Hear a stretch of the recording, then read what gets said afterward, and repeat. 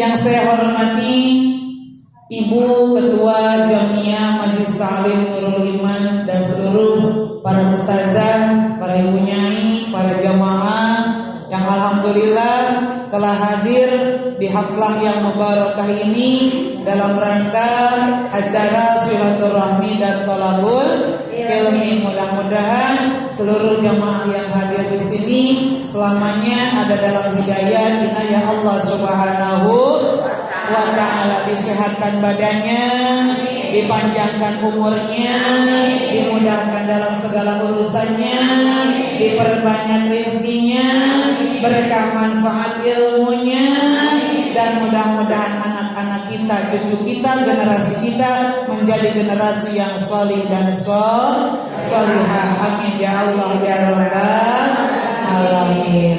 Alhamdulillah wa syukru ala ni'matillah.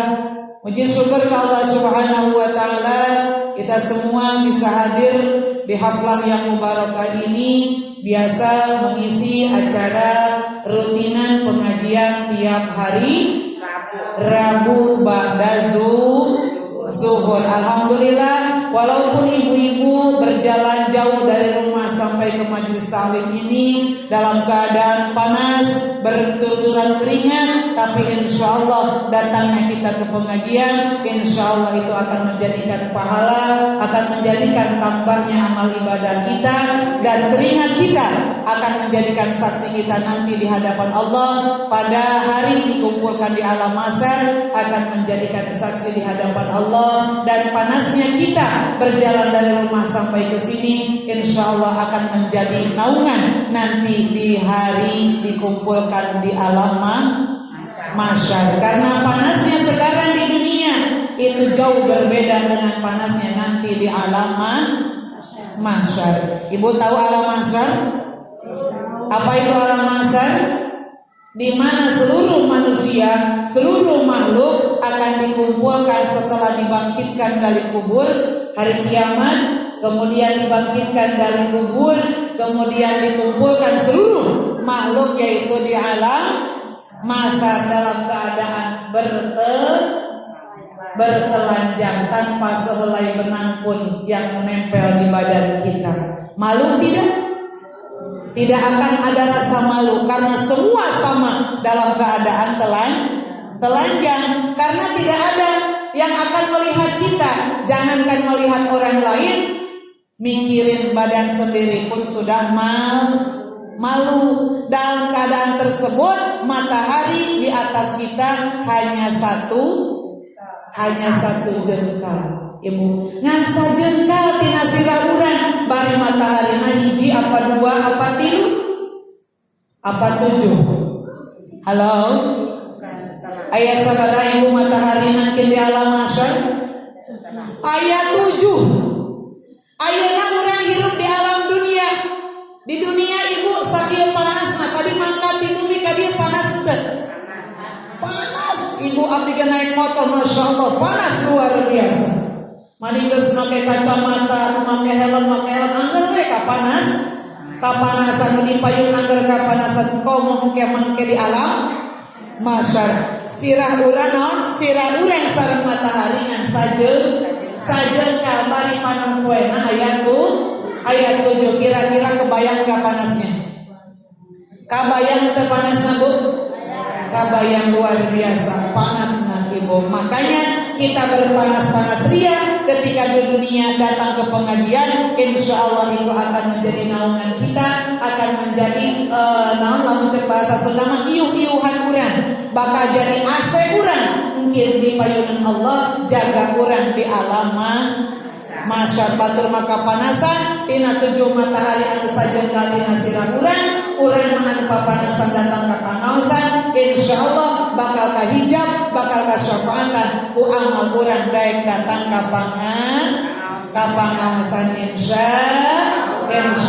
Makana ibu sanajan panas, sanajan tararunduh, sanajan cara rape, aya pangaosan mah bismillah urang angkat urang berangkat datang ke pengajian niat untuk silaturahmi, menambah saudara. Ibu yang keduanya niat untuk tolabul ilmi, menggugurkan kewajiban kita karena tolabul ini hukumnya wajib Ibu ya, hukumnya wajib. Kita datang ke pengajian niat semata-mata mencari ridhonya Allah Subhanahu wa ta'ala insyaallah ya Bu. Alhamdulillah Ibu, pada pertemuan yang selanjutnya kita semua bisa hadir kembali, bisa bersilaturahmi kembali, masih dalam keadaan pandemi.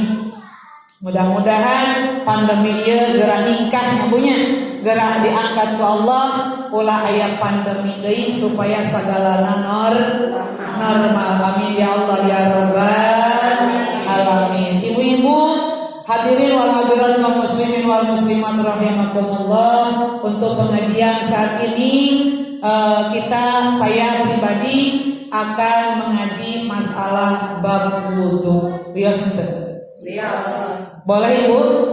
Ngaji bab wudu boleh? Boleh Ibu. Karena apa? Saya di sini akan menjelaskan wudu karena wudu termasuk salah satu syarat sahnya sholat. Termasuk salah satu syarat sahnya namanya sholat yaitu kita harus wudhu dulu. Nah, bagaimana wudhu yang benar? Ada berapa fardunya wudhu? Mari kita address, mari kita pelajari ngaji pada saat ini. Khusus untuk saya pribadi, umumnya untuk semua, mudah-mudahan bermanfaat. Faslun furudul wudhu'i sitatun. Dalam kitab Syafi'inatun Najah dikatakan fardu wudhu itu ada 6. Farduna wudhu ayat 6. Ayat genap. Ai fardu teh naon Ibu? Wajib. Ai fardu teh wajib. Farduna wudhu ayat genap.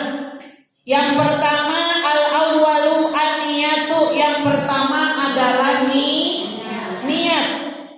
Yang kedua as-sani ghuslul wajhi, yaitu membasuh wajah. Yang ketiga asalisu ghuslul yadaini ma'al mirfaqaini. Yang ketiga adalah mencuci atau membasuh dua tangan sampai dua sikut. Yang keempat ar-rabi'u masu syai'in minar ra'si, yaitu mengusap kepala atas, bukan kepala bawah, karena ibu-ibu hanya punya satu kepala. Yang punya dua kepala adalah ibu. Bapak-bapak. Anu kalima al-khamisu ghuslul rijla ini. Yang kelima fardunya wudhu adalah membasuh dua kaki ma'al ka'baini sampai dua tumit atau dua mata kaki. Yang keenam asadisu atar tibu, yaitu tertib. Jadi fardunya wudhu teh ada 6. Kalau di sekolah era itu suka ada tepung wudhu. Ayat biasa mama. Bagaimana itu? Der anul iman tepung wudhu ada 6. 1 niat, 2 basuh wajah, 3 mana ayat itu ibunya gitu. Laguna ge aya ibunya. Laguna aya. Kumaha geuning nama emu keneh teh? Para roho loba anu hilap nyabunya gitu. Mohon. Yang pertama ibu tadi fardunya wudhu adalah niat. Niat ini merupakan fardu wudhu yang pertama. Niat hukumnya wajib. Di mana tempatnya niat? Di mana tempatnya niat? Bukan waktu ketika mengucapkan niatnya. Niat di mana? Tempatnya niat di mana? Di hati. Di hati. Bagaimana niat wudhu? Nawaitul wudhu'a li raf'il hadasil asghari fardhu lillahi ta'ala. Artinya niat saya wudhu menghilangkan hadas kecil fardu karena Allah Ta'ala. Ibu itu mengucapkan niat wudhu, mengucapkan niat sholat, usolli fardhu subhi, usolli fardhu duhri, usolli fardhu maghribi, usolli fardhu asri, usolli fardhu isya'i. Di dalam mulut itu hukumnya sunnah. Yang wajib itu di sini, di mana? Di hati. Mau Arabnya, mau artinya, yang penting mah itu di dalam hati. Lalu kegunaan untuk mulut apa? Kegunaan mulut mengucapkan niat adalah untuk membantu pekerjaan hati. Dina mulut mengucapkan nawaitul wudhu'a li raf'il hadasil asghari fardhu lillahi ta'ala. Dina hate kontak niat abdi wudhu ngaleungitkeun hadas alit fardu karena Allah Ta'ala, atau niat saya wudhu menghilangkan hadas besar fardu karena Allah Ta'ala. Jadi kontak ibu. Begitu di sini nawaitul wudhu ali rafil hadasil asghari fardhu lillahi ta'ala. Dina hate niat abdi wudhu ngaleungitkeun hadas alit fardu karena Allah Ta'ala. Begitupun ketika sholat, usolli fardhu subhi rak'ataini mustaqbilal qiblati ada lillahi ta'ala Allah.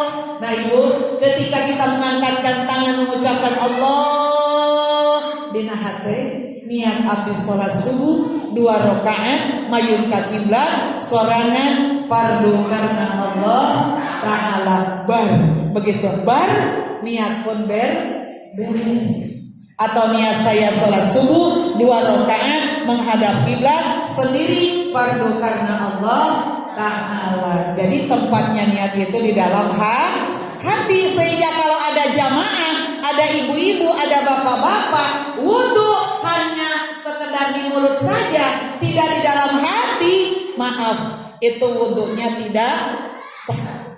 Kalau wudunya tidak sah, otomatis sholatnya pun tidak sah. Karena tadi peletakan niatnya bukan pada mulut, tapi dalam bukan di hati, malah di mulut. Sedangkan tempatnya niat itu di mana? Di hati gitu, di hati. Termasuk sekarang ibu-ibu kalau mandi dari haid, setelah haid kan harus mandi ya Bu. Setelah melahirkan harus mandi, namanya mandi wilada itu wajib. Setelah melahirkan, baik melahirkan secara sesar, operasi ataupun secara normal atau setelah keguguran, itu wajib wilada. Itu diharuskan untuk mandi. Mandinya niatnya nawaitul ghusla minal wiladati li izalatil hadasil akbari fardhalillahi ta'ala. Niat saya mandi dari melahirkan menghilangkan hadas besar fardu karena Allah taala. Itu wajib.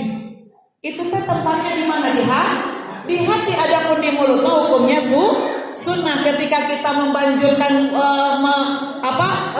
air ke kepala kita, di situ kita mulai niat mandi haid, niat mandi nifas, niat mandi wilada atau niat mandi junub Ibu. Itu tempatnya sama di hati Ibunya. Itu. Jadi yang pertama adalah niat. Fardu wudu yang pertama adalah niat. Sakali deui kumaha niat wudu ibu-ibu?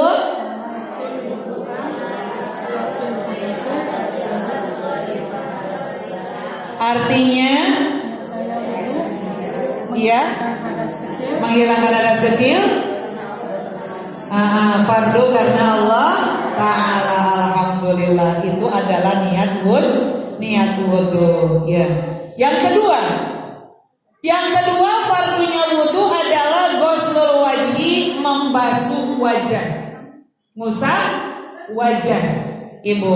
Nah, ketika kita akan mengusap wajah, kita akan membasuh wajah, di situ kita mengucapkan nawaitul wudu'a li raf'il hadasil asghari fardhalillahi ta'ala Ibu. Bagaimana sih cara membasuh wajah dan bagaimana batasan wajah? Wajah kita ini ada batasnya. Ada panjang, ada lebar. Lebarnya dari mana Bu Haji? Lebarnya wajah kita itu dari mulai telinga kiri sampai telinga kanan.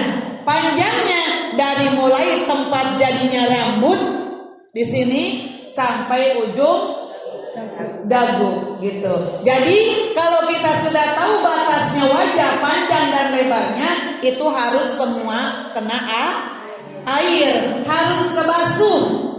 Kudu kausap, kudu kacaian sadaya. Sehingga Ibu kalau kita wudu, ketika kita perjalanan ziarah, kita hanya wudunya seperti ini, kerudung tidak dibuka, hangan saukur ditetel-tetelkan hungkul, itu tidak.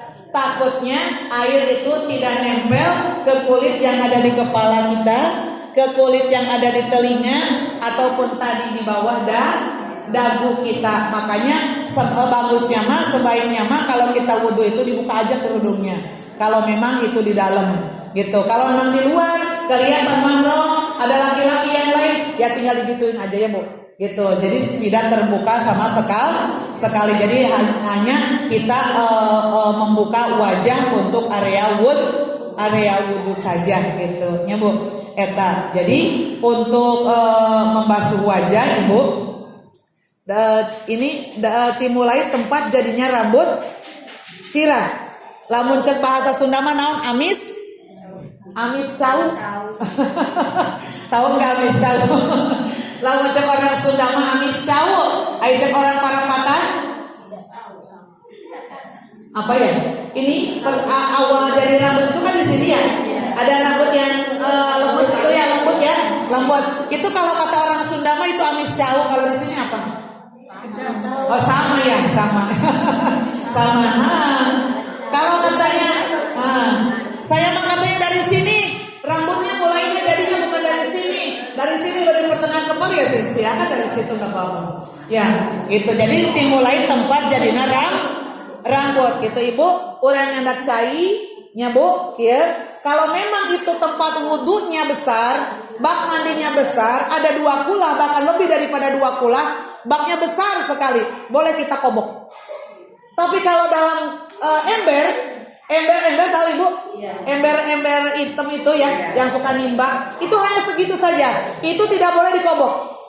Itu harus pakai gayung. Karena apa? Karena itu kurang dari 2 kula. Kalau ibu wudhu dari air yang hanya 1 ember itu, ember yang kecil itu bu, yang tadi hitam, yang suka dipakai nimba, apalagi yang lebih kecil suka dipakai perekam mulut yang kecil banget kayak ngecor, itu mah lebih kecil apalagi ya, itu tidak sah wudhunya kalau dikobok, kecuali pakai gayung. Dan ibu membasuh airnya jangan dekat ember tersebut, takut khawatirnya air yang kita cepretkan ke wajah atau ke tangan atau ke kaki kita akan kembali tetesannya kemana?